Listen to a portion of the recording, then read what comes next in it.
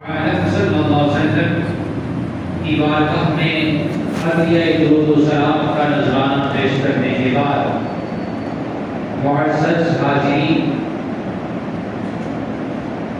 آج پھر ہم جمعہ المبارک کی بابرکت سعادتیں لوٹنے کے لیے جمع ہیں۔ دعا ہے کہ رب ذوالجلال ہم سب کا مل بیٹھنا اپنی جناب میں قبول و منظور فرمائے۔ بلا تمہید جو آیت کریمہ میں نے پڑھی ہے اس کی طرف جاتے ہوئے ترجمہ سماعت فرمائیں۔ اللہ جل وجہہ کریم ارشاد فرماتا ہے انما الحیاۃ الدنیا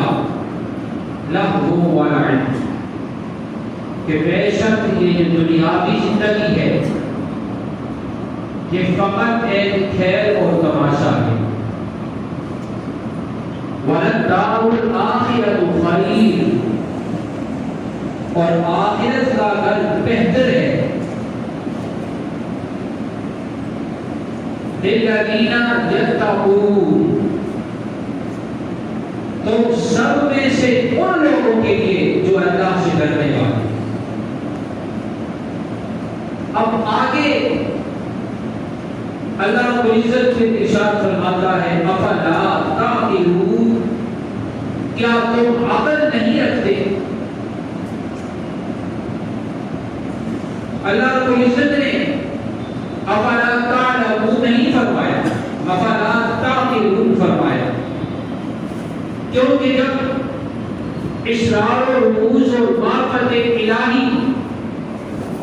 اور معرفت بندگان خدا کی بات آتی ہے تو علم والے پیچھے رہ جاتے ہیں، عقل والے بازی رہ جاتے ہیں، کیونکہ جو بات عقل سے سمجھ آتی ہے وہ علم سے سمجھ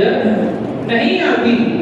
علم پردوں کو اٹھاتا نہیں، جس کو اللہ رب العزت عقل سلیم عطا فرماتا ہے، اللہ رب العزت اس کے دل سے، نگاہ سے، سوچ سے وہ جو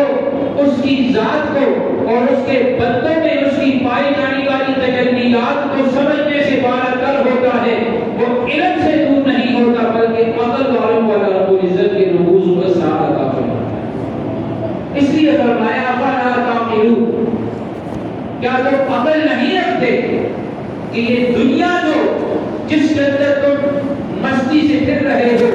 اپنی صبح و شام اس کے اندر گزار رہے ہو، یہ تو فقط ایسے ہے جیسے ایک کھیل ہے اور ایک تماشا ہے، اور آخرت تم میں سے ان کے لیے ہے جو اللہ سے ڈرنے والے ہیں، جو پرہیزگاری کرنے والے ہیں، جو خوف خدا اپنے تن من دھن کے اندر ڈالے ہوئے ہیں۔ اور پھر آج چونکہ اللہ سے ڈرنے والوں میں سے جن کو اللہ رب العزت نے اپنی معرفت اور اپنی پہچان عطا فرمائی، ان نیک بندوں میں سے آج ہم حضور سیدنا بن عثمان بن علی حجویری رحمۃ اللہ تعالی علیہ، سید علی بن عثمان الحجویری رحمۃ اللہ تعالی علیہ المعروف داتا گنج بخش رحمۃ اللہ تعالی علیہ کے حوالے سے چند باتیں بیان کریں گے۔ حضرت محترم حضرت داتا گنج بخش رحمۃ اللہ تعالی علیہ، ابھی علم کی بات ہوئی تو اس پر وہ بات کرتے ہیں، اپنی کتاب کشف المحجوب میں کہتے ہیں کہ اللہ سے ڈرنے والا وہی ہے انما یخشی اللہ من عبادہ العلماء، کہ جو اللہ رب العزت سے ڈرتا ہے اللہ کے بندوں سے وہ صاحب علم ہے۔ اب یہاں پہ علم اور عقل دونوں کے سامنے آ گئے ہیں، لیکن علم کے ساتھ ساتھ عقل معرفت خدا بندی عطا فرمائے۔ سبحان اللہ۔ اگر خالی علم ہے اور عقل نہیں ہے، خالی علم ہے اور سوجھ بوجھ نہیں ہے، تو پھر علم انسان کو وہیں کے وہیں روک دیتا ہے، وہ آگے کی منازل سے رکا رہتا ہے۔ اور حضرت داتا گنج بخش رحمۃ اللہ تعالی علیہ فرماتے ہیں لوگ علم حاصل کرتے ہی نہیں، اور اگر کرتے ہیں تو پھر اس پہ عمل نہیں کرتے، اور کہتے ہیں کہ میں اللہ رب العزت سے ایسے علم سے پناہ مانگتا ہوں کہ جو حاصل کروں پھر اس پہ عمل نہ کروں اور وہ مجھے نفع نہ، کہ ایسا علم کہ جس کے حصول کے لیے وقت لگاؤں، اپنا ٹائم خرچ کروں، اپنے مسائل اور اپنے معاملات کو چھوڑ کر اس کے حصول کے لیے میں در بدر پھرتا رہوں، لیکن جب حاصل ہو جائے پھر عمل نہ ہو تو ایسے علم سے میں اللہ کی پناہ مانگتا ہوں۔ اعوذ بعلم لا ينتفع به، کہ ایسا علم جو مجھے نفع نہ دے اس علم سے میں اللہ کی پناہ مانگتا ہوں۔ اور پھر آپ تو اللہ کی بارگاہ میں اور برگزیدہ بندوں میں شمار ہوتے ہیں، اللہ رب العزت نے جن کو تقوی کی انتہا عطا فرمائی، اور پھر آپ حسب و نسب کے اعتبار سے حسنی و حسینی سیت بھی ہیں، اور پھر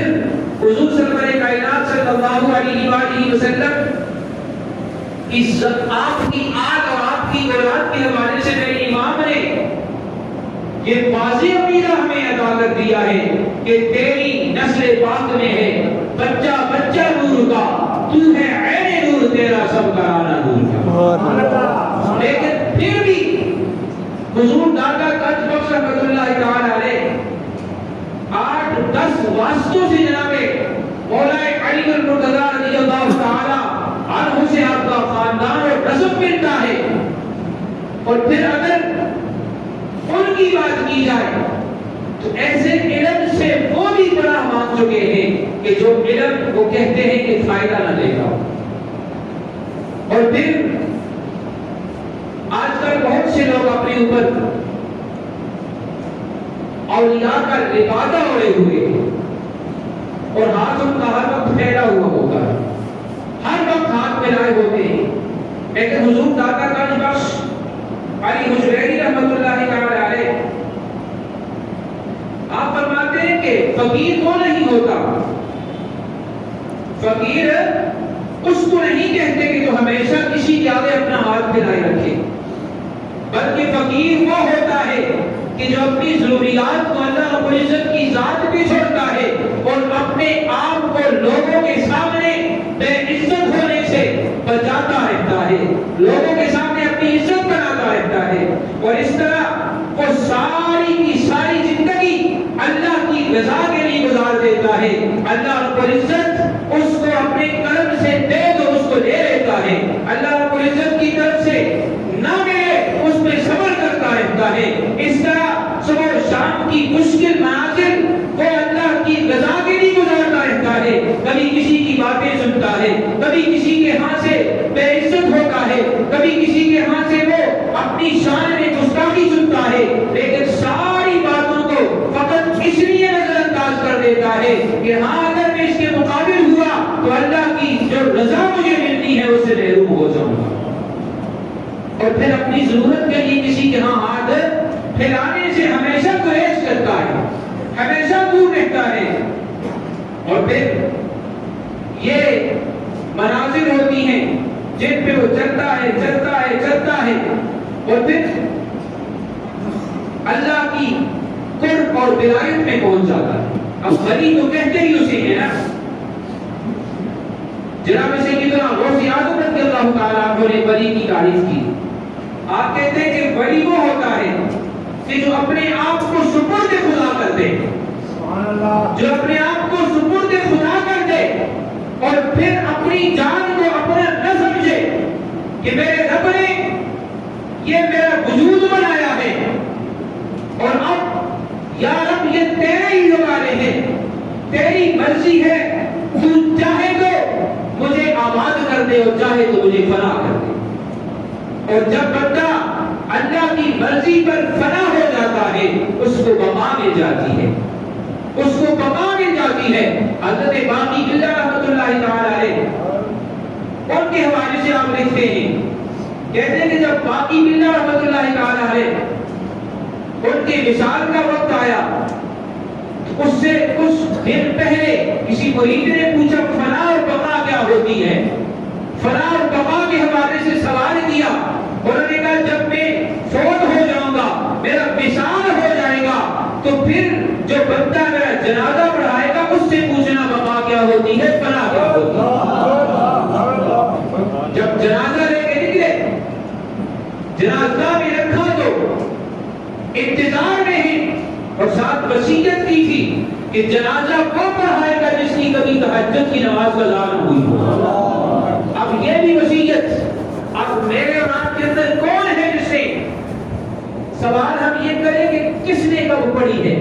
لیکن بعد میں سوال یہ ہے کہ جس نے کبھی قضا نہ کی ہو وہ میرا جنازہ پڑھائے گا۔ اب سارے جنازہ رکھ کے کھڑے ہیں، انتظار ہو رہا ہے کہ کون ایسا خوش وقت آئے گا جس کا ہم دیدار بھی کریں گے، زیارت بھی کریں گے، حضرت کا جنازہ بھی پڑھائے گا۔ انتظار ہو رہا ہے، اتنے میں ایک نگاہ پوش شخص آئے، انہوں نے آگے بڑھ کے جنازے کی عبادت کروائی۔ جب فارغ ہوئے جنازہ پڑھا کے جانے لگے، ایک مرید نے دوڑ کے ان کا پلہ پکڑا اور عرض کی کہ آپ سے ایک سوال پوچھنا ہے جو میرے مرشد کامل نے جواب نہیں دیا بلکہ آپ پہ چھوڑا تھا۔ جب سوال کا جواب لینے کے لیے سامنے دیکھا تو وہی حضرت خواجہ باقی بلّہ رحمۃ اللہ تعالیٰ جو جنازہ پڑھا کے جا رہے تھے۔ آج تو یہ بھی لوگ کہتے ہیں کہ ہر کوئی مر کے مٹی ہو جاتا ہے، لیکن جن کو رب باقی رکھے وہ کبھی فنا نہیں ہوتا، وہ ہمیشہ ہمیشہ بقا میں چلا جاتا ہے، کیونکہ اللہ کے حکم کے مطابق وہ اپنے آپ کو ظاہراً اس دنیا میں فنا کر چکا ہوتا ہے۔ اللہ رب العزت یہیں سے اس کو بقا عطا فرما دیتا ہے۔ سبحان اللہ۔ کیونکہ باقی تو وہ ہے کہ جس نے کبھی اپنے آپ کو فانی سمجھا ہی نہیں ہے۔ اب میں اور آپ اپنے آپ کو ہمیشہ باقی ہی سمجھتے ہیں، فانی نہیں سمجھتے، بلکہ جس نے اپنے آپ کو فانی سمجھا ہمیشہ وہ باقی رہ جاتا۔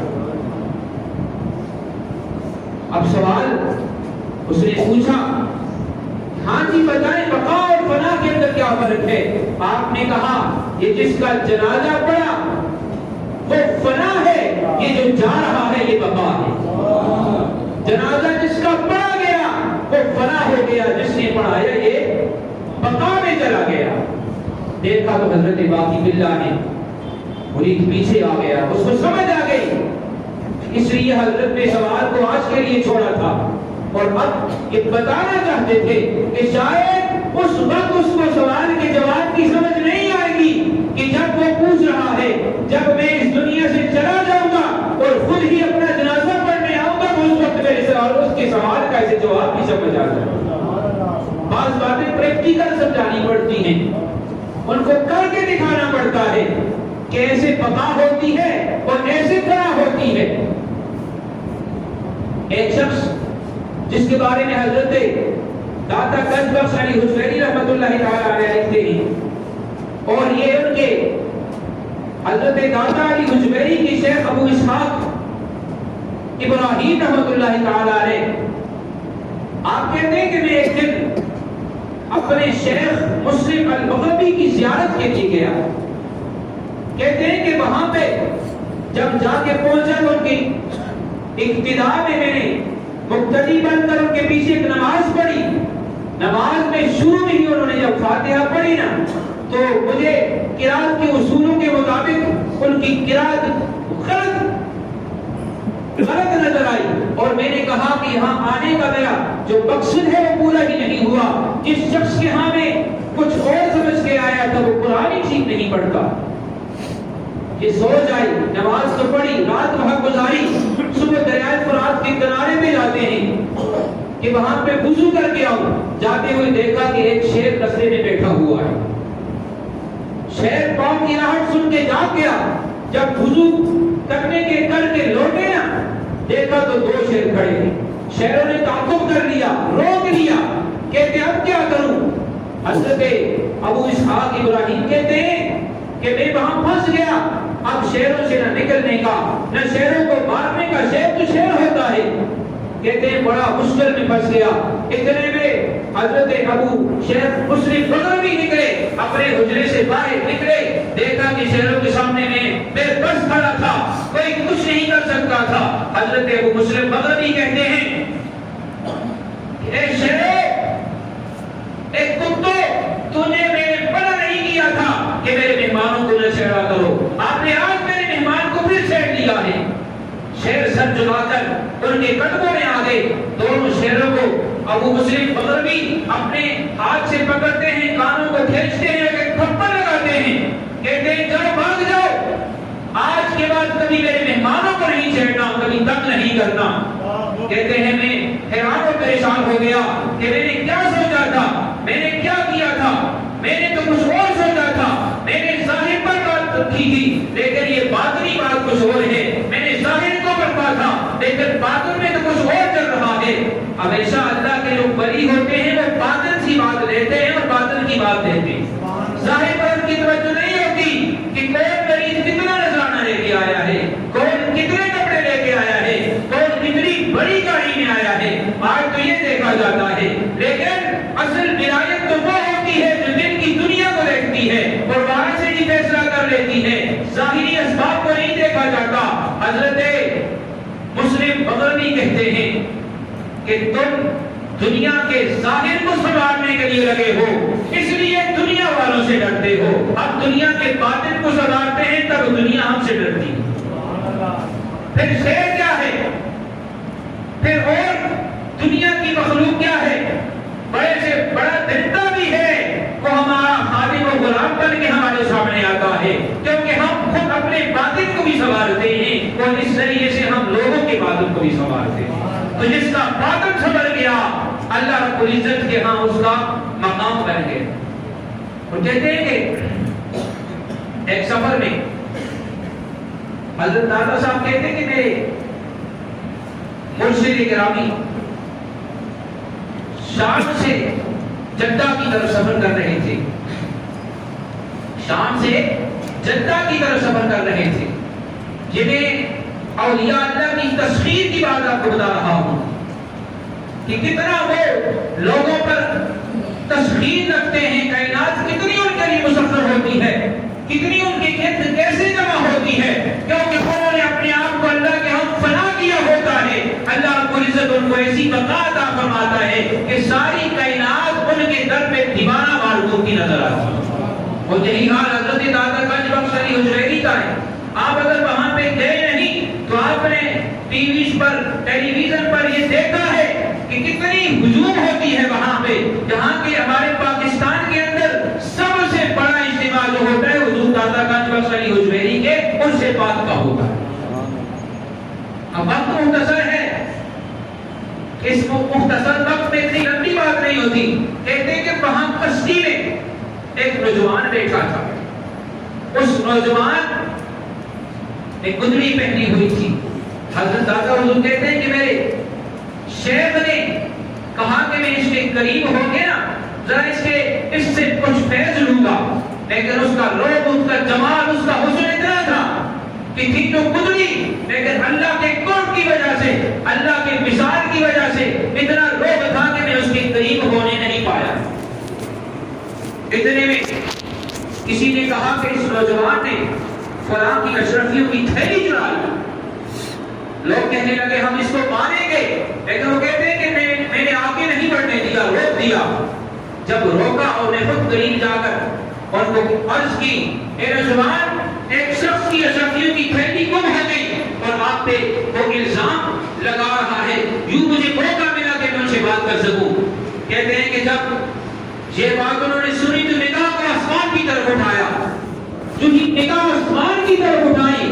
اور نیچے دیکھا تو سب کشتی والے یہ نظارہ دیکھ رہے تھے کہ دریا میں جتنی بھی مچھلیاں تھیں ساری کی ساری مچھلیاں اپنے منہوں کے اندر ایک ایک موتی لیے ہوئے کھڑی تھی.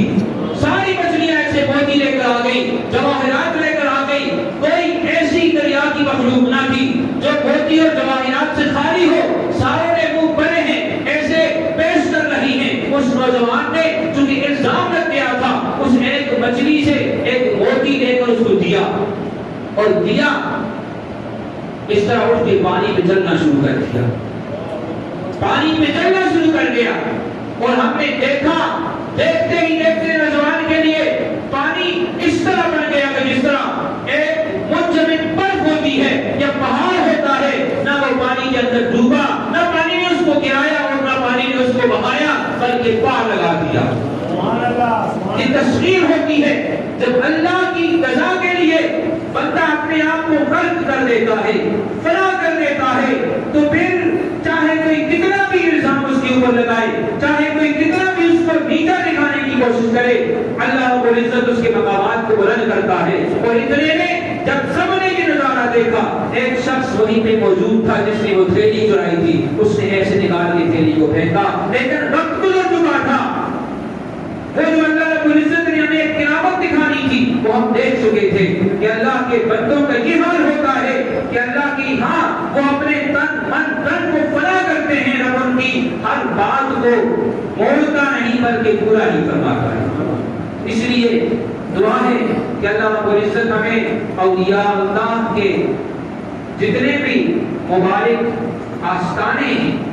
اور جو دین کے لیے اپنا تن من دن لگا چکے ہیں، ان سے محبت کرنے اور ان کی تعلیمات پہ ہم سب کو عمل کرنے کی توفیق عطا فرمائے۔ پھر کبھی موقع ملا تو آگے انشاءاللہ اسی کو لے کے جائیں گے۔